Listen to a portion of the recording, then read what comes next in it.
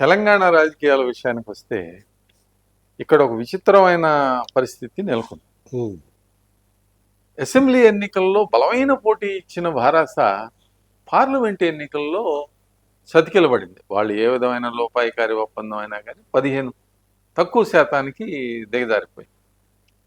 ఇక్కడ భాజపాలో కూడా గ్రూప్ రాజకీయాలు గుప్పుమంటున్నాయి. అది ఓపెన్గా తెలుస్తా ఉన్నాం. శాసనపక్ష సభాపక్ష నేతకి మరి ప్రస్తుత అధ్యక్షుడు బండి సంజయ్ గారికి వీళ్ళకి ఈటెల రాజేంద్రకి తేడాలు ఉన్నాయి. ఇక బలమైన పోరాటాన్ని సోషల్ మీడియా వేదికగా బారాస ఇస్తానే ఉంది. బారాసాకి ఇప్పుడు మీరు అన్నారు ప్రాంతీయ పార్టీ బతకాలి అని. బారాసాకి పునర్వైభవానికి తెలంగాణలో అవకాశం ఉందంటారా? నేను బతకాలని కోరుకుంటున్నాను కానీ బతకదండి బీఆర్ఎస్. ఎందుకంటే వాళ్ళు స్వయంకృతం అది. దాన్ని చేతులారా పీకి పిసికి చంపేస్తే బతికి ఎలా బట్టకడతారు? ఇప్పుడు పొరపాటు ప్రమాదం అనుకోండి, కాపాడొచ్చు, రక్షించవచ్చు, ఏదో ఒకటి చేయొచ్చు. వాళ్ళే పీకి పిసికి చంపేస్తే ఇప్పుడు అక్కడ మీకు అసెంబ్లీకి పార్లమెంట్కి ఎన్నికలకి తేడా ఎందుకు వచ్చిందంటే, అసెంబ్లీ ఎన్నికలప్పుడు వాళ్ళు అధికారంలో ఉన్నారు, తిరిగి ఎన్నికలకి వెళ్తున్నారు. మళ్ళీ అప్పుడున్న పట్టు ఇది గాలి బుడగ జీవితం, ఇది ఇందులో ఏమీ లేదు, అంత డొల్లాన్ని అర్థమైపోయింది. ప్రజలు ఇమీడియట్ గా తమ మనసు మార్చుకుంటారు. కాంగ్రెస్ బీజేపీ ప్రధాన ప్రత్యర్థులు అనేటువంటి అర్థమైంది. కాబట్టి వాళ్ళిద్దరి మధ్య పోటీ జరిగింది. మీరు అనుకున్నట్టుగా వాళ్ళిద్దరి మధ్య ఒప్పందం ఉంది, బలమైన అభ్యర్థులు పెట్టలేదు, అది జరగదండి. బలమైన అభ్యర్థిని పెట్టినా పెట్టకపోయినా ప్రజలు నీకు ఓటేయాలనుకున్న వేస్తారు. వద్దనుకున్న స్వయంగా కేసీఆర్ గారిని ఓడించారు కదా అక్కడ కామారెడ్డిలో. Telugu Desam party hard core strong constituency గంప గోవర్ధన్ గారు వాళ్ళు గెలిచేవారు కామారెడ్డిలో. కామారెడ్డిలో గెలిచేవాడు ఏంటండి, అలాంటి ప్లేస్ లో బీజేపీ గెలిచింది. దాని అర్థం ఏంటి? ఇక్కడ వీళ్ళు అర్థం చేసుకోవాల్సింది ఏంటంటే, బీఆర్ఎస్ కథ ముగిసినట్టే. దాన్ని మళ్ళీ రీకన్స్ట్రక్ట్ చేయాలని చాలా కష్టం. ఎందుకంటే అది వాళ్ళు చేసిన తప్పు. వాళ్ళు సంస్థాగతంగా పార్టీని బలపడేలా చేసుకోవాల్సింది. దాన్ని వదిలేసి చేసుకోలేక. ఇప్పుడు నేను ఒక ఇల్లు కట్టుకున్నానండి, నా సామాన్లు నా రూపాయి పెట్టి నేను కష్టపడి నా సోఫాలు, నా టీవీ, నా ఫ్రిడ్జ్, ఆ వంట పాత్రలు తెచ్చుకుంటే ఏది ఎలా ఉన్నా తినకపోయినా మన ఇంట్లో మన సామాన్ల మధ్య మనం పడుకుని ఉండొచ్చు. మీ ఇంటికాడి నుంచి సగం ఉన్నా ఇంకోటి ఇంటికాడి సగం అయితే వాళ్ళు మాకు ఇచ్చేయండి అంటే పట్టుకుపోతారు. ఇప్పుడు కాంగ్రెస్ నుంచి వచ్చారు, టీడీపీ నుంచి వచ్చారు. ఆయన కోసం ఉద్యమం కోసం పనిచేసిన వాళ్ళు ఏమో ఆయనతో బయట నిలబెట్టాడు. ఈ బయట నుంచి వచ్చిన వాళ్ళు ఇంట్లో కూర్చోబెట్టాడు. వాళ్ళు ఇల్లు రెడీ అయిపోయిన తర్వాత వాళ్ళు వెళ్ళిపోయారు. వాళ్ళు పోయారు, వీళ్ళు పోయారు. ఇప్పుడు ఎవరు మిగిలేరు? అంతే సింపుల్ ఇది. అంటే ఎంత తెలివైనోడైనా పప్పులో గాలి ఎత్తడానికి ఎగ్జాంపుల్ కేసీఆర్ గారు. ఇప్పటికి కూడా అధినాయకత్వం, బారాస అధినాయకత్వం ఆ సంగతి గుర్తించకుండా అకారణంగా చంద్రబాబు గారి మీద, తెలుగుదేశం పార్టీ మీద బీఆర్ఎస్ సోషల్ మీడియా ఇప్పటికి కూడా విమర్శలు, ఆ దాడి చేస్తానే ఉంది. స్వయంగా కేసీఆర్ గారే పార్లమెంట్ ఎన్నికల్లో అక్కడ గెలుస్తారు అని, ఆంధ్రప్రదేశ్ శాసనసభ ఎన్నికల్లో జగన్మోహన్ రెడ్డి గెలుస్తారని చెప్పి ఇలాంటివన్నీ చూస్తూ ఉంటే వాళ్ళు పార్టీని నిలుపుకునే దిశగా పనిచేస్తున్నట్టుగా. ఇప్పుడు తెలుగుదేశం పార్టీని చాలా తక్కువగా అంచనా వేశారు. ఇప్పుడు కూడా హీనంగా చూడకు, ఘోరంగా దెబ్బతింటారని మోహన్ బాబు అంటాడు సినిమాలో. వాళ్ళు ఏంటనుకున్నారంటే, తెలుగుదేశం పార్టీకి తెలంగాణకి ఒక అవినాభావ సంబంధం ఉంది. పార్టీ నాయకులు మారిన కేడర్ మనసులో అలాగా పార్టీ మనసులో ఉంది బలంగా. వాళ్ళు ఎప్పుడైనా మారచ్చు. అది చంద్రబాబు నాయుడు గారు అరెస్టుతో వాళ్ళందరూ ఒక రకంగా యాక్టివేట్ అయ్యారు. ఆ సమయానికి కేటీఆర్ గారు నోరు మూసుకుని ఉండకుండా ట్వీట్లు వేసి వాళ్ళు ఏదైనా నిరసన కార్యక్రమం ఇక్కడ ఎందుకు చేస్తారు, అక్కడ చేసుకోండి, ఇక్కడ అక్కడ చేసుకుంటూ ఎక్కడైనా చేస్తారు. చంద్రబాబు నాయుడు గారి పాత్ర, ఆయన ముద్ర లేకుండా ఏముంది ఇక్కడ? అసలు తెలంగాణకు రెండోసారి స్వాతంత్రం ఇచ్చిందే తెలుగుదేశం పార్టీ.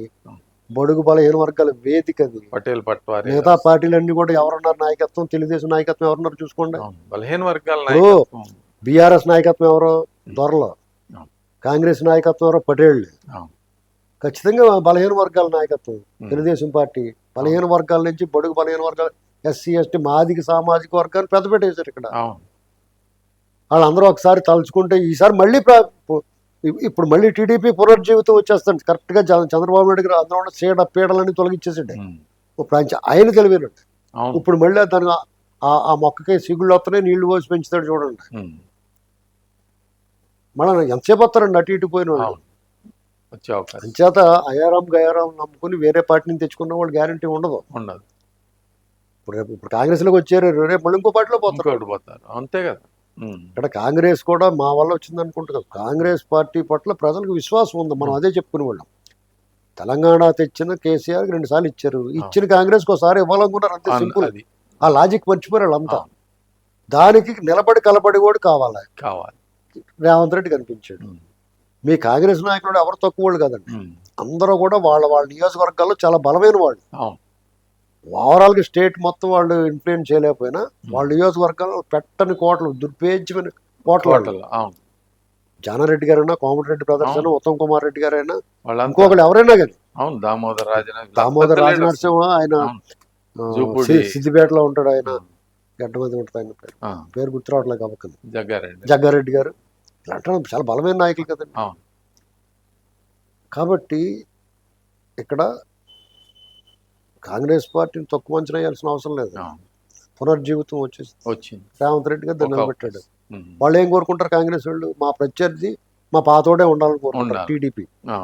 జనం కూడా అలా అనుకుంటారు. వాళ్ళిద్దరు ఉన్నప్పుడు గొడవల్లో, దెబ్బలాటల్లో, కక్ష రాజకీయాల్లో ఈ గోళలు ఎదురా బాబు అనుకుంటారు. ఇప్పుడు కేసీఆర్ గారు వచ్చిన తర్వాత ఆయన ఏం హాని చేయలేదు. ఆ ముద్ర పడింది. ఆ ముద్ర పడిందండి మీ బిహేవియర్. మీరు నోటికి వచ్చిన మాట్లాడుతుంది, మిమ్మల్ని చూసి మిగతా వాళ్ళు మాట్లాడతారు. అసలు సన్నాసి అన్న వర్డింగ్, అబ్యూజివ్ లాంగ్వేజ్ మొదలెట్టింది ఆయన. ఈ తెలుగు రాష్ట్రాల్లో ఎవరు మాట్లాడరు. వాళ్ళు చూసి నాని గీని ఇలాంటి వాళ్ళందరూ మాట్లాడారు. వాళ్ళు ఇంకా ఇంకో నెక్స్ట్ లెవెల్కి వెళ్ళిపోయారు. జుగుప్సాకరంగా తయారైంది. కాబట్టి బీఆర్ఎస్ పార్టీ ఇలా అందరూ అనుకున్నట్టు కుమ్మక్కి ఏముండదండి బీజేపీ తోటి. కుమ్మక్ అంటే ఎన్నికైన వాళ్ళు ఇచ్చేయడం కుమ్మక్, కానీ ప్రజలు ఓట్లేయమని ఎలా చెప్తారండి? ఎవడింటాడో, ఎవరి మాట వింటారు? నేను మన పార్లమెంట్ ఎన్నికల్లో మా కుటుంబ సభ్యులు 3 నేను జీవితకాలం వ్యతిరేకించిన పార్టీకి, ఇటీవల కాలం వ్యతిరేకించిన పార్టీకి కూడా మా ఓట్లు పడ్డాయి. బీఆర్ఎస్ వేయలేదు. కానీ బీఆర్ఎస్ పట్ల నాకేం కోపం లేదు. కానీ వాళ్ళకు గుణపాఠం రావాలి, వాళ్ళ పద్ధతి బాగోలేదు, సరి చేసుకోవాలి అనిపించింది.